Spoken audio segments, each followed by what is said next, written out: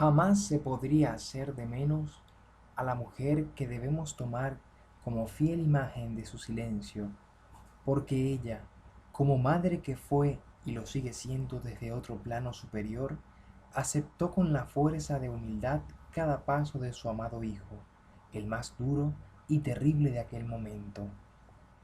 Aquel día amanecía y una pobre luminosidad apenas brillaba. Era entonces la primera donación de aquella efímera madrugada.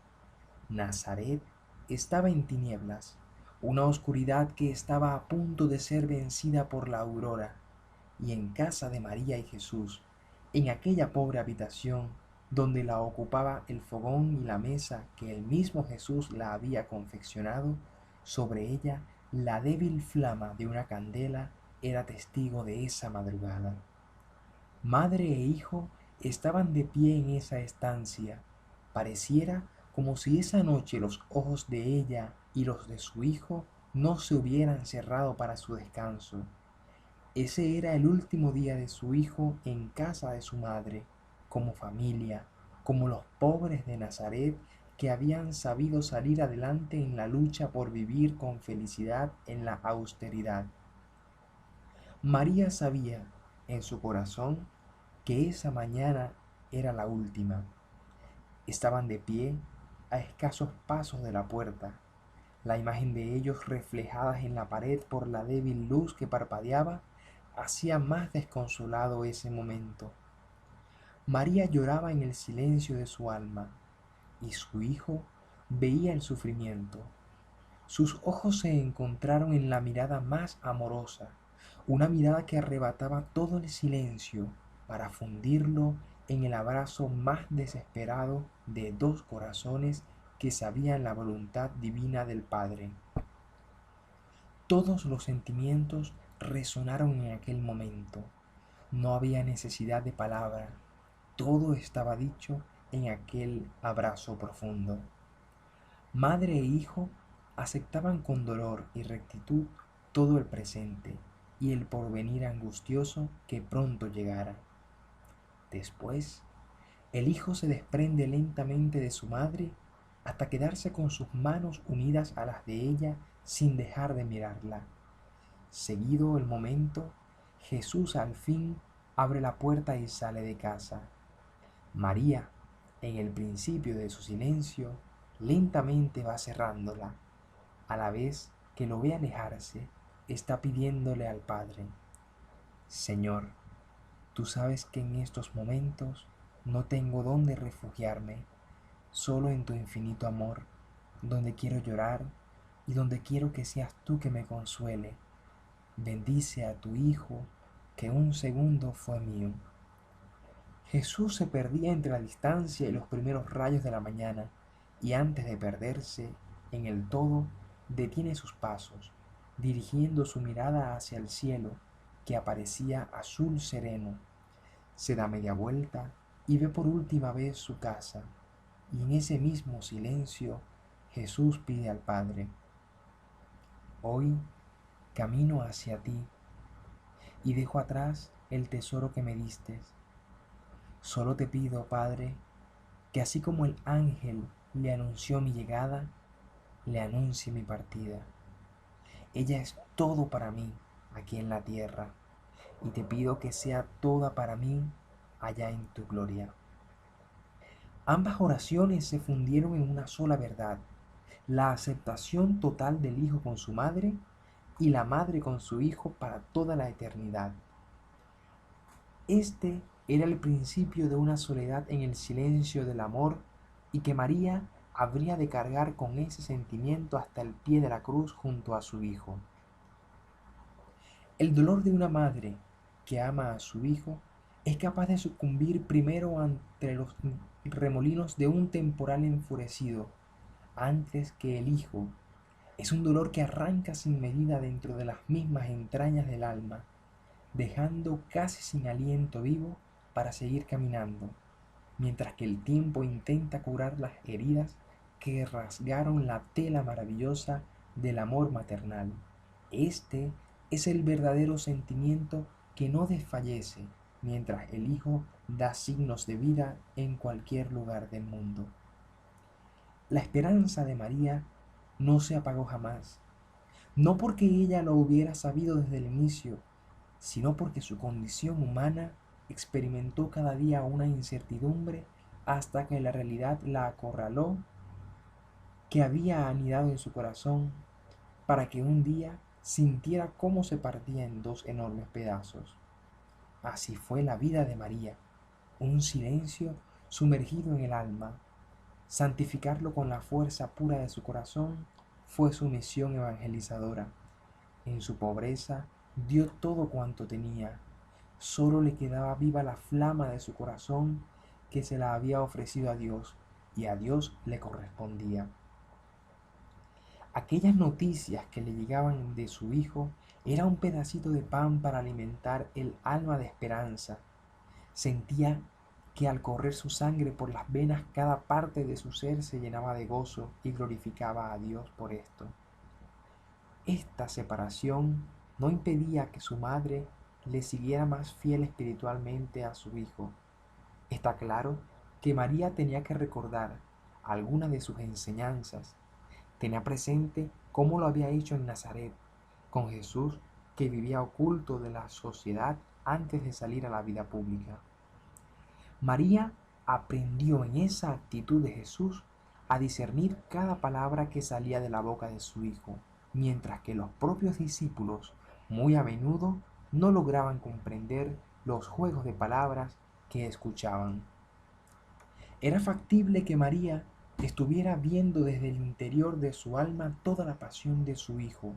Un corazón dolido no puede dejar de esperar más, porque sería como un torbellino girando a su alrededor con todo lo que estaba por suceder.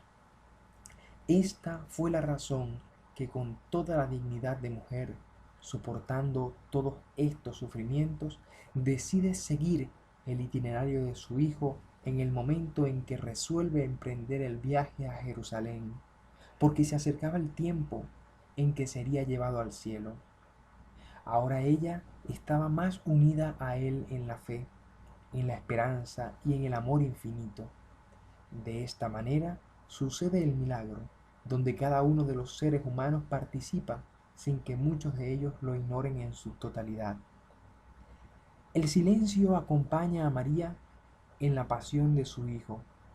Todo lo ve, todo lo escucha y todo lo siente en su corazón como puñaladas con una hoja de dos filos. Ella baja a Jerusalén para estar al lado de su Hijo y se une a las otras María, María Magdalena, María de Cleofás, y lloran la más grande condena de un inocente. María, a pesar de estar junto a ellas, sentía el vacío de una soledad. En el silencio más grande que pudiera existir en el mismo universo, y el mismo universo se preparaba para lo que vendría en pocas horas. Y María, la dolorosa, aun sabiendo, no dejaba de sentir en cada rincón de su ser la más espeluznante imagen de su hijo al verlo totalmente escarnecido y desfigurado su cuerpo entero por los centenares de latigazos recibidos. No era el dolor propio lo que sentía, era el dolor que le transmitía su hijo al verlo herido de muerte. Era también el dolor de la injusticia de su propio pueblo que lo había condenado. Era el dolor total de los dolores que le vendrían siguiendo a su hijo con la cruz a cuestas. No fue el peso del madero lo que Jesús venía cargando, era el pecado del mundo, tremendo compromiso que traía en sus hombros, liberar del pecado a la humanidad, para que fuera libre a pesar de que en estos momentos Jesús daba la propia muestra de eso, de ser el Cordero de Dios que quitaría los pecados del mundo, para arroparse con ellos y destruirlos para siempre con su muerte. Solamente el alma de María, desde las profundidades de su ser, lloraba la injusticia y se mantenía firme ante el dolor, aunque toda ella por dentro se quemara por la impotencia de no poder hacer en lo absoluto nada. Con estos hechos ante la mirada atónita de María, mantuvo su misma expectativa, que era la de seguir guardando en su corazón el silencio y la discreción. Por esta misma razón, su alma lloraba en el silencio más extraordinario, en el más impresionante de los cuadros que eran de sí semejantes a los de su hijo. Una madre fiel a dos grandes amores que se hacía uno en su corazón, era el soporte divino que no le permitía siquiera expresar una palabra de dolor o de condena sin tener que cortar su impresionante silencio. María solo calla y sufre.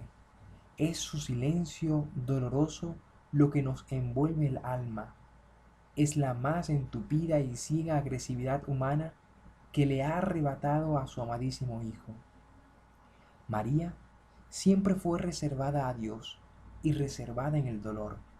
Siempre fue callada, y esa manifestación de María nos dice un sinfín de cosas maravillosas. Ante el dolor de María, no decir nada es la mejor palabra que no se pronuncia. Si observamos en ella, el silencio es maravilloso. Es y fue el mejor sermón, porque ella no lo pronunció, lo llevó a cabo cumpliéndolo personalmente en el más íntimo secreto. Y además, esto la hacía un verdadero ejemplo de madre y de mujer en el campo misionero. Aquel silencio de María ya no cabía en el silencio, todo estaba lleno. Un alma que cubre ese espacio enteramente naufraga en el dolor irresistible. La dolorosa se lleva sus manos al rostro para cubrirlo antes de que su hijo, al morir, la viera herida y traspasado su corazón con la misma hoja de la muerte. De aquella soledad y de aquel silencio impostergable, aferrado al amor de María, no daba tregua y no permitió jamás hacer un alto en el camino. No acampó en ella la desconfianza y la desesperación. La seguridad que tenía en el Señor le daba la paz. Había renovado día a día aquel compromiso que había hecho con el ángel el día de la Anunciación. Hágase en mí tal como lo has dicho.